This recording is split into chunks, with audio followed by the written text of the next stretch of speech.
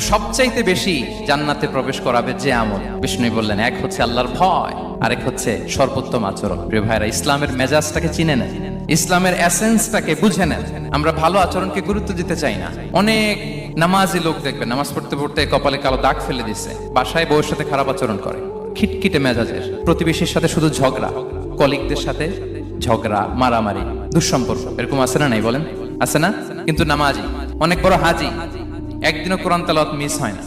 তো এত আবাদত করেও সে ইসলামের আসল এসেন্সটাকে ধরতে পারেনি। বিষ্ণু বললেন, সবচেয়ে বেশি জান্নাতে প্রবেশ করাবে যে দুটি আমল, একটি হচ্ছে তাকওয়াল্লাহ, আল্লাহর ভয়, আরেকটি হচ্ছে উত্তম আচরণ, সর্বোত্তম আচরণ। তো আমরা যেন উত্তম আচরণের অধিকারী হই, আমার স্ত্রীর সাথে যেন ভালো আচরণ করি, প্রতিবেশীর সাথে যেন ভালো আচরণ করি, ছেলে মেয়েদের সাথে যেন আমাদের অ্যাটিটিউডটা ভালো থাকে, আচরণটা ভালো থাকে, কলিগের সাথে যেন ভালো থাকে। বিশ্বনবীর আচরণ যেমন ছিল তেমন আচরণ যেন আমরা গড়ে তুলতে পারি। আওয়াজ করে পড়ুন আমিন।